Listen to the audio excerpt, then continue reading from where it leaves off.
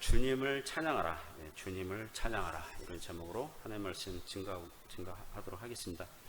제가 가지고 있는 그 티셔츠 중에요, 다니엘부서 수련회 때 받은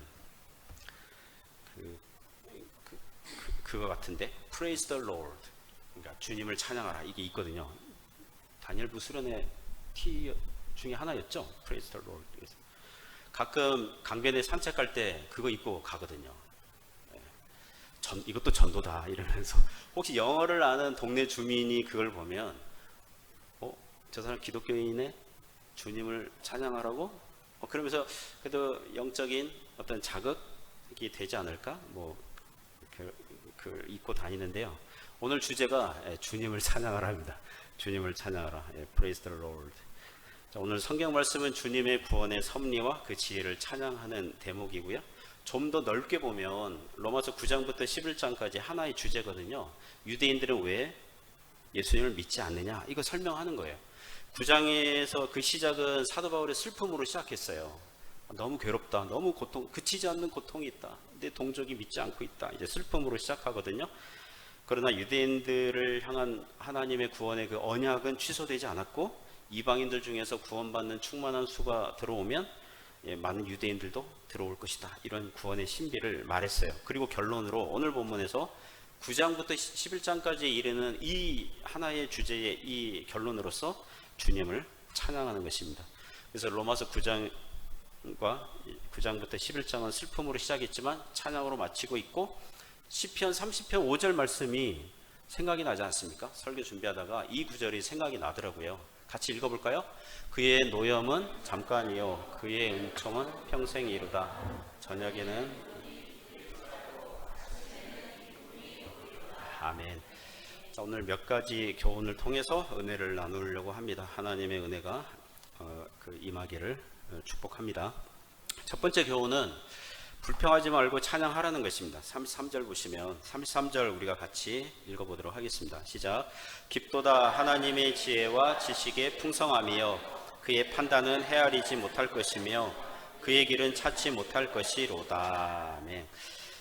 33절부터 36절은 시예요. 찬송 시예요. 우리 성경에는 깊도다 이렇게 시작하지만 원어에는 호 이렇게 나왔어요. 그래서 오라고 감탄사 들어가야 돼요. 대부분의 영어 성경에도 오, 이게 감탄사 들어가 있어요. 오 깊도다 이렇게 읽으면 좀 더 그 성경 원래의 의도에 가깝습니다. 우리나라 성경이랑 중국어 성경에만 깊도다 이렇게 딱 시작을 그렇게 했더라고요. 감탄사를 집어넣어서 읽는 게 더 괜찮을 것 같아요. 오, 이 감탄, 찬송은요 놀라움과 감탄이 들어가야 되거든요. 여러분 찬양할 때 이미 아는 내용이야. 그래 주님 찬양해. 그거 이미 알고 있는, 이미 불렀던 찬양이라 하더라도, 또 새롭게 배우는 찬양이라 하더라도 놀라움과 감탄, 하나님의 은혜를 생각할 때 그런 놀라움과 감탄이 들어가야 한다는 것입니다. 제 이름이 오상규잖아요. 오상규. 미국에서 한인 목회 하시던 분들이 예전에 중국 여행하다가 저희 교회를 예배 방문한 적이 있었습니다. 그때는 주보에 있잖아요. 그래서 이름이 오상규 이렇게 나와 있거든요. 그러니까 예배 끝나고 저한테 그러더라고요. 목사님 이름 너무 좋아요. 영어로 얘기하면 오 땡큐라는 거예요. 오상규, 오 땡큐. 그래서 저한테 조언을 하더라고요. 나중에 여권 바꿀 때 영문 이름을 오 땡큐로 이렇게 하면 미국 입국할 때에 무조건 프리패스다, 이렇게 조언한 적이 있었습니다.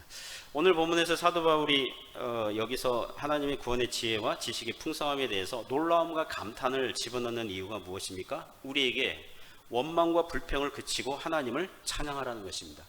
로마서 9장부터 11장까지 이 주제라고 그랬는데 그게 뭡니까? 하나님의 예정과 선택이라는 주제, 이 어렵고 무거운 주제를 다루었거든요. 사도 바울도 그런 주제로 설교하면, 전도하면 전도 현장에서 다음과 같은 불평과 원망을 들었을 겁니다. 아니, 하나님께서 누구는 구원하기로 선택하셨고 누구는 버리기로 정했다면 하나님은 인간에게 죄를 물을 그런 자격을 상실하는 거고 하나님에게 불공평, 불공정함만 있는 거 아닙니까? 라는 비난, 원망, 불평 들었겠죠. 이에 로마서 9장부터 11장, 특히 9장에서 지은받은 물건이 어떻게 지은 자에게 비난하고 원망할 수 있느냐 그러면서 다룬 적이 있었거든요. 오늘날도 마찬가지예요. 하나님의 구원에 대한 주제를 말하면 우리의 부패한 본성에서는 불평과 원망이 튀어나오게 돼 있습니다. 최근에 제가 CBS 방송에서 하는 새롭게 하소서 간증 프로그램 봤습니다.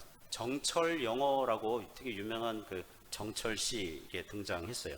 지독한 불교 신도였다가 그 아들을 미국 유학 보냈는데 미국에서 예수님 믿고 한국 돌아와가지고 아버지에게 전도를 했다는 거예요. 사람이 어떻게 죄인이 되었느냐 이제 그거 설명하는데 아담의 범죄를 아들이 말하니까 정철 씨가 처음에는 퉁명스럽게 이렇게 반응했다고 그럽니다. 야, 하나님이 째째하게 사람이 고작 과일 몇 개 먹었다고 죄인이 된다고? 사람이 과일 먹어봐야 얼마나 많이 먹는다고 고작 과일 먹어가지고 에덴 동산에서 쫓아내냐? 막 이렇게 말이 안 된다. 막 이렇게 그 퉁명스럽게 반응했다고 그럽니다. 나중에는 회심하고 하나님의 은혜로 회심하게 되었다 그럽니다. 이와 같이 성경은 초장부터 사람이 왜 죄인이 되었느냐, 하나님과 사람의 관계가 어떻게 됐느냐, 과일나무 과일 먹어서 그런 거거든요.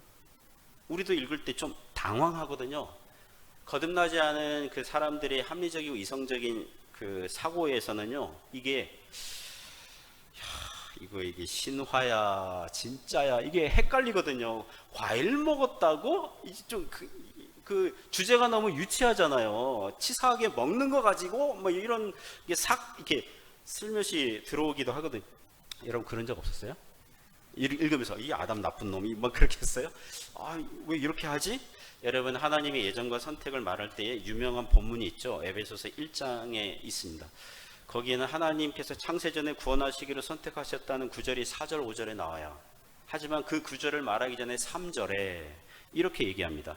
어떻게 시작하냐면 찬송하리로다 하나님 곧 우리 주 예수 그리스도의 아버지께서 그리스도 안에서 하늘에 속한 모든 신령한 복을 우리에게 주시되, 하나님의 예정과 선택을 근거로 한 그 구원을 말할 때에 처음 시작을 뭐라고 한다고요? 따라해 보세요. 찬송하리로다. 찬송으로 시작해요. 사도바울 선생님이 구원에 대해서 설명할 때 예정과 선택을 말할 때에 이거 너무 신비거든요. 신비한 거거든요. 찬송하리로다 또는 감사하리로다 이렇게 시작한다고요.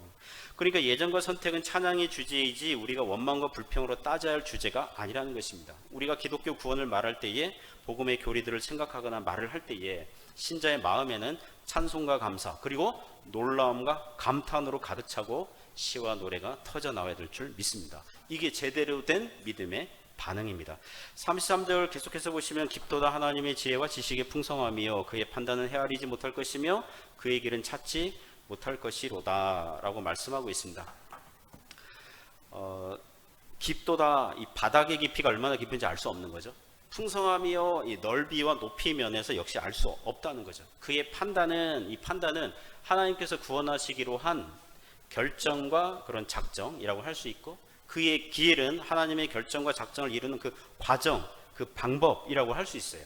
이것들 역시 다 이해할 수 있어요, 없어요? 이해할 수 없어요. 우리가 이렇게 정리하시면 됩니다. 하나님께서 사람으로 하여금 구원을 받을 때에 구원받기에 충분하도록 하나님을 알게 하시고 하나님의 구원의 그런 지식들을 충분히 주시는 줄 믿습니다. 그렇다고 그래가지고 우리가 하나님을 완벽하게 100% 다 알 수 있어요? 알 수 없어요. 구원을 얻기에 충분히 알 수 있지만 그렇다고 그래가지고 하나님의 깊으심, 풍성함을 다 알 수는, 속속들이 다 알 수는 없다는 것입니다. 고린도전서 13장 12절에 보면 하나님 알 때에 기독교 구원에 대한 지식을 이 땅에서는 우리가 거울을 보는 것 같이 희미하나 그러거든요. 그 당시 거울은 청동 거울이잖아요. 거울 자체가 희미해요. 거울을 보는 것 같이 희미하지만 주님 재림하시면 또 성도들이 천국 가면 얼굴과 얼굴을 마주하여 보듯 하나님과 그분의 행하심에 대해서 이 땅에서보다는 더 선명하고 분명하게 알게 될 줄 믿습니다. 하지만 그렇다고 그래가지고 다 알아요? 몰라요? 다 몰라요. 영원히 몰라요. 계속 알아가는 거예요. 조나단 에드워즈라는 18세기 미국의 목사님은 그의 책에서 신자들이 천국 가면 하나님을 찬양하게 될 텐데 오늘도 찬양해야지 뭐 억지로 마지못해서 하는 게 아니라 하나님을 배우면 하나님을 새롭게 아는 신비한 그 은혜의 지식이 또 생겨서 놀라움과 감탄으로 찬양할 수밖에 없을 것이다. 아주 놀라운 통찰력 아닙니까? 동의하시죠? 우리는 하나님을 알아가면 알아갈수록, 그리고 우리가 이미 받은 은혜를 되새기면 되새길수록, 그리고 하나님에 대해서 알아가면 알아갈수록 더욱 놀라움과 감탄으로 찬양하게 될 줄 믿습니다. 그런 은혜가 있기를 주님의 이름으로 축복합니다. 두 번째 교훈은 우리의 한계를 알고 겸손하라는 것입니다. 34절 35절에 그걸 말씀하고 있습니다. 같이 읽어보겠습니다. 34절 35절입니다. 누가 주의 마음을 알았느냐? 누가 주께 먼저 드려서 갚으심을 받겠느냐? 아멘. 자, 34절 35절은 세 번의 질문을 하는데요, 아무도 없다, 이 답변을 받아내려는 질문이에요. 누가 주의 마음을 알았느냐? 아무도 모르죠. 주님의 하시려는 일을 누가 알아요? 사람 중에서, 천사들 중에서 주님의 마음, 주님의 계획 몰라요. 누가 그의 모사가 되느냐? 모사는 상담자, 조언자, 뭐 코치 이런 뜻이죠. 누가 하나님께 조언을 해가지고 하나님 이 문제는 이렇게 해결하시고 저 문제는 저렇게 하세요 라고 할 자가 있느냐? 이 세상 만물들 중에서는 아무도 없다, 그거예요. 우리가 기도할 때 주의해야 할 게 있습니다. 우리는 기도할 때 우리의 생각 안에서 이 문제는 이렇게 처리돼야 되고 저 문제는 저렇게 처리돼야 돼, 우리의 선입견과 자기 생각이 있거든요. 그래서 하나님께 기도할 때 하나님을 가르치려고 하는 분들이 있어요. 기도할 때 하나님 막 가르쳐. 하나님 이렇게 그렇게 하시면 안 되고요, 이 문제는 이렇게 하시고 저 문제는 이렇게 하셔야 돼요.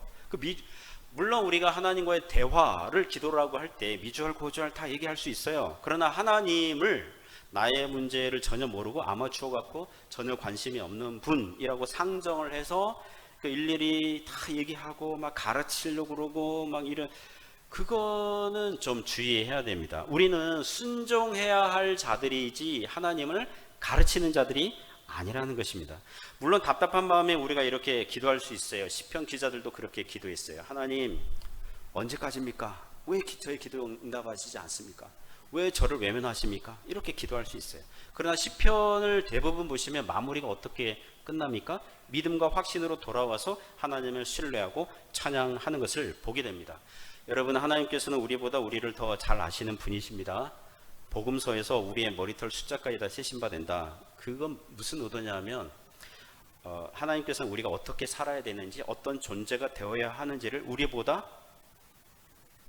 더 잘 아시는 분이라는 거예요. 누가 주께 먼저 드려서 갚으심을 받겠느냐? 사람들 중에서 하나님에게 먼저 뭔가 선물을 하거나 선수금 드리거나 뭔가 하나님께 뭔가 공을 들여서 이게 빚을 받아내듯 마땅히 받아낼 사람이 있겠느냐? 이제 그런 질문입니다.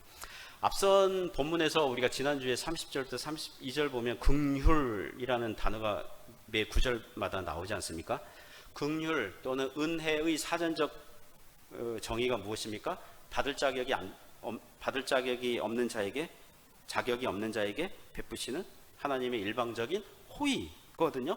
은혜로 우리가 구원받았다 그럴 때 성도들이 가져야 할 태도입니다. 그런데 35절처럼 누가 먼저 주께 드려서 갚으심을 받았다, 나는 받을 자격이 있다, 하나님으로부터 마땅히 받을 것을 받았다, 이러면 은혜예요, 아니에요? 은혜가 아닌 거죠. 긍휼과 은혜가 아니죠. 당연한 거죠. 지난주 찬양 시간에 복음성가 중에서 아침 해가 뜨고 저녁 노을이 지고 봄에 꽃이 피고 가을에 추수하는 거, 이거 당연한 게 아니라 무엇입니까? 은혜였소 그러잖아요. 은혜였소. 성도들이 신앙생활에서 당연한 것은 하나도 없고 마땅한 거 하나도 없고 모두 전적인 하나님의 은혜라는 것을 알아야 한다는 것입니다. 요번에 한국 방문했을 때 아내와 같이 하루는 아내의 친구죠. 아내의 대학 동문 자매를 만났습니다. 잘 알거든요. 교회 집사님이신데 최근에 2년 전에 암에 걸려서 이제 항암 치료 거의 끝나간다 그러더라고요. 근데 항암 치료 후유증으로 피부색이 까맣게 됐어요. 그러니까 완전 흑인은 아니고 좀 하얀 흑인 그런 피부색 있잖아요. 마치 바닷가에서 너무 온몸을 태운 사람처럼 까무잡잡하게 얼굴이 이렇게 변해 있더라고요. 식당이나 카페 가면 사람들이 힐끗힐끗 쳐다보고 그 카페 계산하려고 하니까 그 주인이 굉장히 건강하게 보이시네요 그러더라고요. 얼굴 이렇게 온몸 까마잡잡하니까 건강하게 보이시네요. 그래서 하와이 바닷가 갔다 왔어요. 뭐 이렇게 둘러대고 뭐 그랬는데, 어쨌든 그 자매님이 암에 걸려서 투병 중일 때 자기 시아버지가 좀 차가운 분이시더라고요. 그 며느리에게 이렇게 얘기했다는 거예요. 네가 평소 운동하지 않으니까 자기 관리가 안 되니까 암에 걸렸지. 그것 봐라. 이랬다는 거예요. 그러니까 상처가 된 거죠. 이 자매님이 왜 하나님 왜 하필 접니까? 막 괴로워서 기도하는데 어떤 예언의 은사 있다는 분이 기도해 주면서 이렇게 대변 뭐 이렇게 했다는 거예요. 딸아, 하나님께서 너에게 말씀하시는구나. 미안하다고.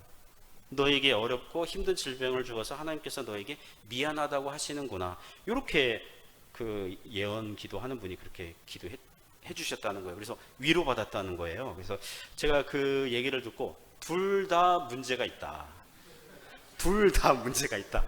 아픈 사람에게 평소 운동 안 했으니까, 몸 관리 안 됐으니까 암에 걸린 거야, 이렇게 차갑고 냉정하게 말하는 것도 문제가 있고, 그럴 때는 상담의 기본은 뭡니까? 공감해 주는 거잖아요. 그죠?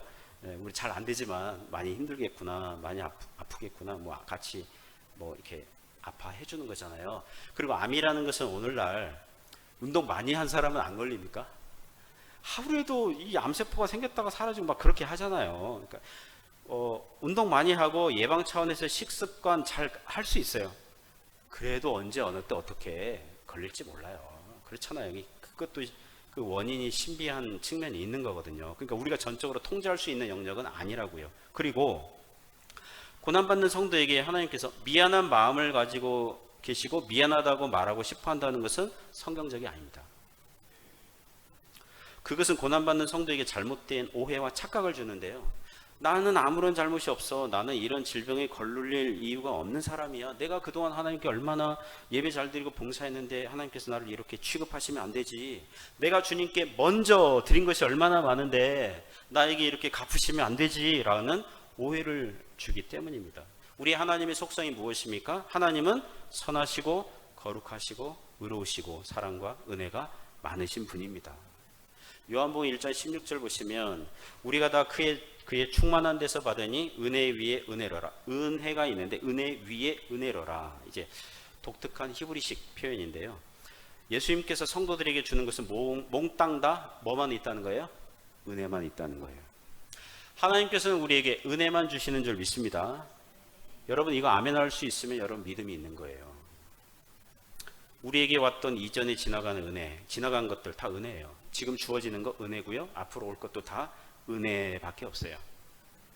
우리 인생은 밑에 깔린 은혜, 그 위에 쌓아 올려진 그 은혜, 또 다른 은혜가 있을 뿐이에요. 성도의 인생은 오직 은혜가 쌓아 올려진 축적된 그 위에 있는 거예요. 그리고 그것이 선하시고 거룩하시고 의로우신 하나님의 속성과 뜻에 따라서 주어지는 거예요. 우리의 하나님은 우리에게 행하시는 모든 것들은 실수가 없으시고요. 선하신 목적이 있고 후회하심이 없는 줄 믿습니다. 한요셉 목사님 있습니다. 여기 사랑교회 책임 조선정 목사님이시잖아요. 그 목사님에게 원래 형이 있었거든요. 수년 전에 동관에서 직장 생활하고 있는, 동관에서 삼성 다녔다고 하더라고요. 어느 날 쓰러져서 뇌사 상태에 빠졌고 두어 주 중환자실에 누워 있다가 소천했어요. 한요셉 목사님은 형이 쓰러져 있을 때 자기가 아는 교회 목사님들 모든 지인들에게 기도 제목을 부탁했고, 당시 해주 조선족 교회 그때 어디죠, 저기 롱펑 쪽에 있었는데 저녁마다 기도회 하고, 저한테도 기도 제목 매일매일 기도 부탁 문자를 보냈어요. 요지는 기도 부탁 내용은 이런 거예요. 하나님께서 그 쓰러진 형을 다시 일으켜 주셔서 하나님의 능력을, 하나님의 살아계심을 보여 주옵소서. 이제 그런 요지예요. 그러나 형은 죽고 말았어요. 하나님, 그 한요셉 목사님이 울면서 저에게 또 약간 화가 난 채로 좀 시험 들었죠. 전화 왔어요. 첫 마디가, 오 목사님, 하나님이 안 계신 것 같아요. 우리가 그렇게 울면서 기도 들어달라고 기도를 그렇게 했는데 왜 안 들어주십니까? 하나님이 안 계신 것 같은데 내가 어떻게 계속 목회를 할 수 있습니까?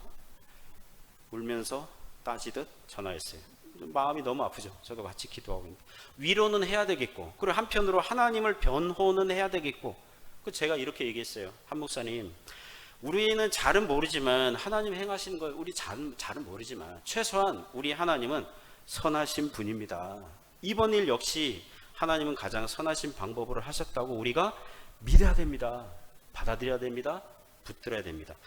일단 그 전화 통화 끊고 뒤에 들리는 말은 한 목사님이 제 말을 듣고 정신 차리고 목사로서 제정신 돌아오고 오히려 감사하고 그렇게 믿음으로 갔다고 하더라고요. 무엇입니까?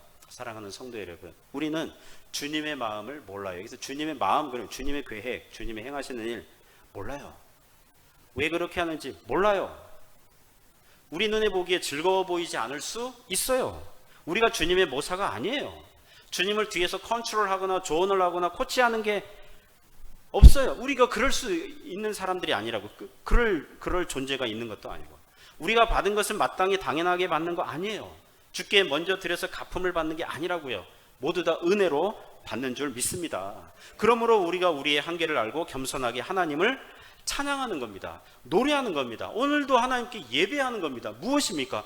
하나님은 선하십니다. 하나님 옳습니다. 하나님 행하시는 것은 저보다 저를 더 잘 아시기 때문에 하나님 행하시는 것은 더 옳습니다. 그 믿음으로 고백하고 그렇게 나가는 거예요. 그런 은혜가 있기를 주님의 이름으로 축복합니다. 세 번째 교훈은 모든 영광을 주님께 돌리라는 것입니다. 36절 말씀이 그 교훈을 말씀하고 있습니다. 같이 읽어보겠습니다. 36절입니다. 이는 만물이 주에게서 나오고 그에게 영광이 셋이 있을지어다. 아멘.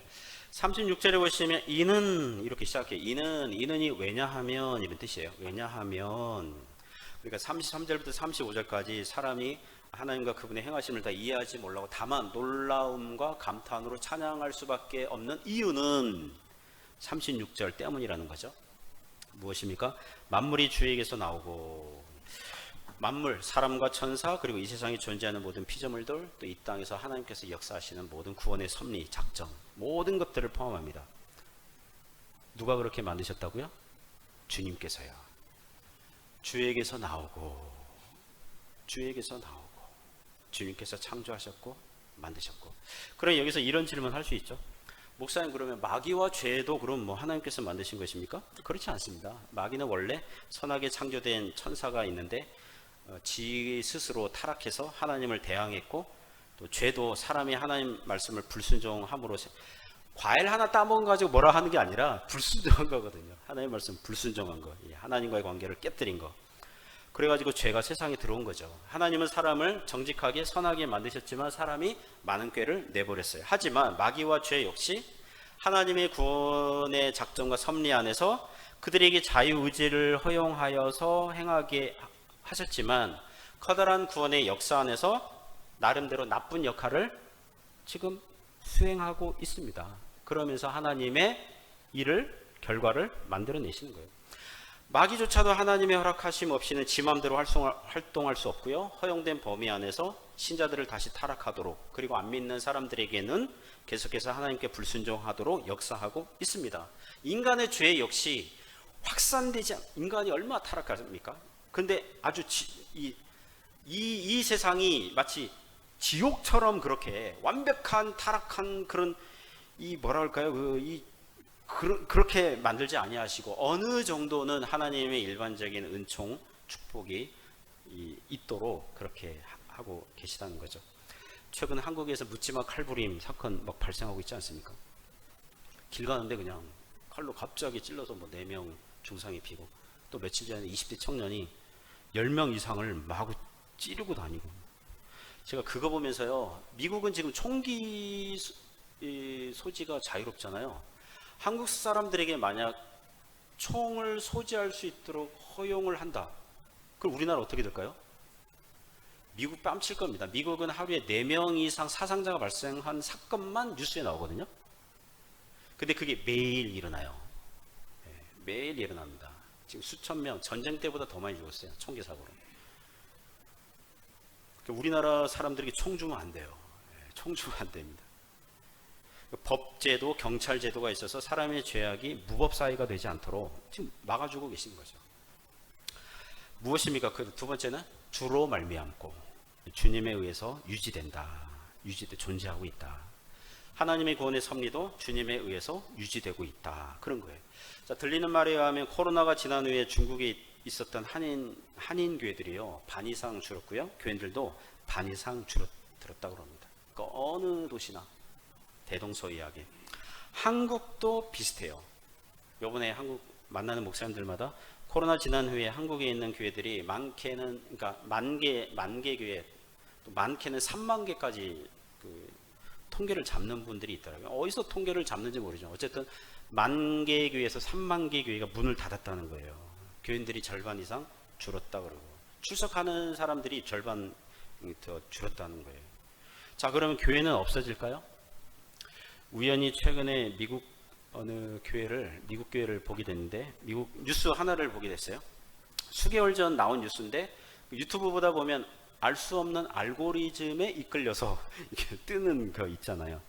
그 미국의 어느 80대 그 은퇴한 목사님이 있는데, 50년 전에 어느 여학생을 죽인 살인범으로 밝혀져서 재판 중이다. 이런 뉴스인 거예요.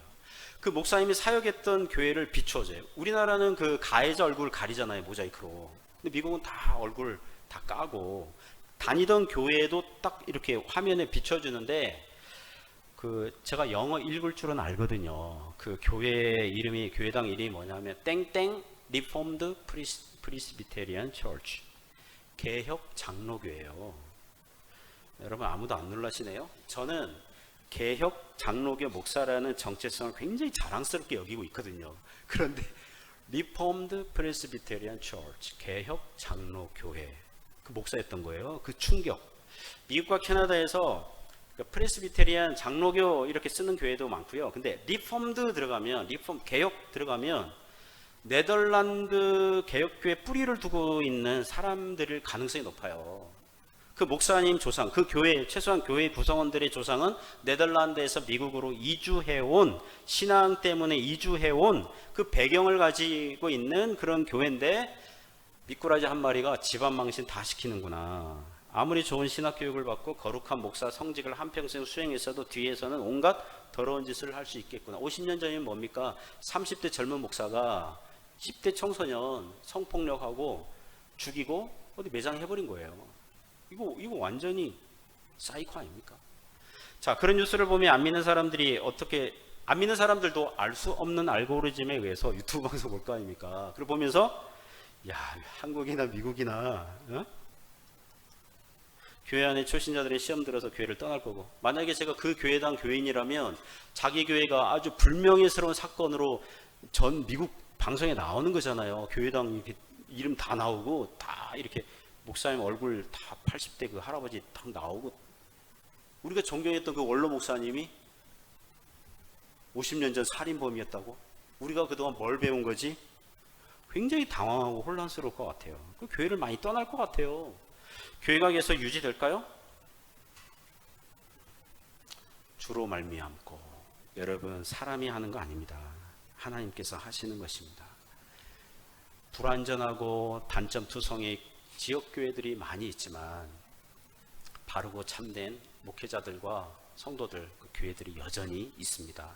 주로 말미암고 주님께서 붙잡고 계시다는 것입니다. 지난주에 재정부에서 저에게 우리 교회 재정 형편에 대해서 말해줬어요. 지난 6월 재직회에서는 잔액이, 너무 구체적인 숫자 말씀드리는데 한 7, 8만 원 잔액이 있었잖아요.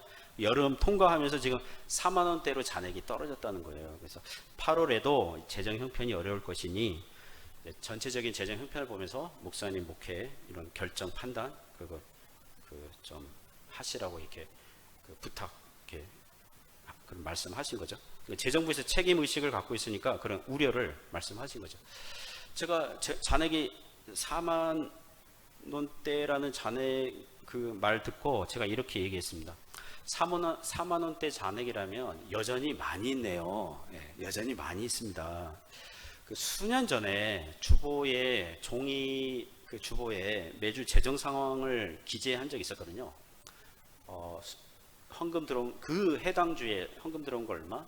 그러니까 지난주 한 주 전 거를 이렇게 했었거든요. 헌금 얼마, 지출 얼마, 잔액 얼마. 한 번은 잔액이요 주보에 18만 원에서 20만 위안 왔다 갔다 한 적이 있었어요. 여러분 아무도 안 놀라시네요. 저는 굉장히 놀랐습니다. 제가 그걸 보면서, 왜냐하면 늘 쪼들리다가 어느 한 몇 달을 18만원에서 20만 원 막 찍혀서 나오니까 제가 어떤 교만한 생각이 들었냐면, 내가 목회를 잘하고 있나 봐. 그러니까 교인들이 이렇게 많이 모이고 헌금도 많이 하지. 은혜를 받으니까 헌금하지, 은혜 안 받으면 헌금하지 않을 거잖아. 그러니까 내가 목회를 잘하고 있나 봐. 그래서 저도 모르게 어느새 주보를 보면서 흐뭇한 거 있죠. 오, 20만 위안 가서 뭐 이렇게 예전처럼 기도를 그렇게 각박하게 간절하게 할 필요는 없을 것 같아. 없어도 될 것 같아. 그냥 이렇게 교회에 재정이 많으니까. 그래서 몇 달이 지났어요. 점점 줄어들더니 잔액이 1만 원 이하로 내려가고 한 4천 원에서 6천 원인가 거기까지 내려갔어요. 그 즈음에 재직회 할 때 이 옥신각신 했던 어떻게 하면 줄일 수 있느냐 그런 했던 기억이 있습니다. 제가 그 사건 통해서 저에게 하나님께서 책망하시는 것 같았어요. 얘야, 교회 주인이 돈이냐 예수님이냐? 돈이 너에게 만족을 주고 안정감을 주니 주님께서 너에게 만족을 주고 안정감을 주니? 제가 그때 정신 바짝 차리고 간절하게 기도해서 그렇게 하면서 그 위기의 상황 가운데 이렇게 빠져나온 적이, 극복한 적이 있었습니다. 은혜로. 그게 과거 학습이 되어 있어 가지고요.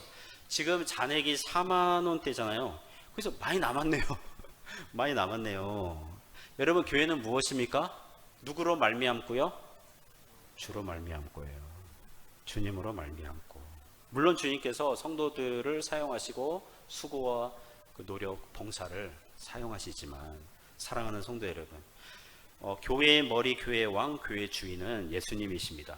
주님에 의해서 유지되고 있는 줄 믿습니다. 그리고 주에게로 돌아감이라 그랬죠. 주에게로 돌아감이라. 만물의 창조와 존재 목적은 오직 주님을 위해서라는 것입니다. 지금 하늘과 땅은 결국 주님에 의해서 새하늘과 새 땅으로 변할 거고요. 믿는 성도들은 그 영혼이 그 부활의 몸과 함께 거룩하게 되고 의롭게 되고 새하늘과 새 땅에서 하나님을 찬양하며 영광을 돌리며 살게 될 것입니다. 그리고 안 믿는 사람들은 마귀와 함께, 귀신과 함께 하나님에 의해 심판받을 거고 영원한 유황불이 타는 지옥에서 형벌을 받게 될 거예요. 지금 모든 만물은 거기를 향해서 가고 있어요. 주에게로 돌아감이라. 주님의 그 모든 창조의 목적이 이루어지는 그 시점을 향하여 달려가고 있는 것입니다. 그래서 그에게 영광이 세세히 있을지어다, 이렇게 말씀하고 있습니다. 그래서 만물의 창조와 존재 유지, 그 목적은 주님의 영광을 위해서 되는 것이니 그것을 알고 있는 우리는 모든 영광을 주님께 돌려야 할 줄 믿습니다. 사랑하는 성도 여러분, 참 놀라운 게 있습니다. 뭐냐 하면 하나님께서 우리에게 두뇌를 주시고 마음을 주시고 이성과 지성을 주셨어요. 우리가 생각하고 깨닫고 논리적으로 사고할 줄 알도록 만드셨어요. 그리고 죄로 말미암아 사람들의 생각과 생각이 하나님을 거부하고 하나님 행하시는 것을 삐딱하게 지금 바라보고 있어요. 그러나 거듭나고 회심한 성도들은 모든 생각을 사로잡고 주님의 말씀 앞에 무릎 꿇고 말씀 안에서 생각하고 사고할 줄 알게 되고, 그래서 구원의 놀라운 신비에 대해서 노래하고 시와 찬미의 찬양을 부르게 되는 줄 믿습니다. 그것이 하나님께 영광을 돌리고 바르게 예배하는 방식입니다. 여러분, 오늘 주님 앞에 나왔습니까? 예배합니까? 찬양했습니까? 기도했습니까? 설교를 들으면서 은혜 받고 있습니까? 주님을 위해서 앞으로 한 주간도 믿음으로 살아야 하겠다, 이렇게 결심하고 있습니까? 이것이 모든 영광을 주님께 돌리고 있는 것입니다. 그런 은혜가 있기를 주님의 이름으로 축원합니다.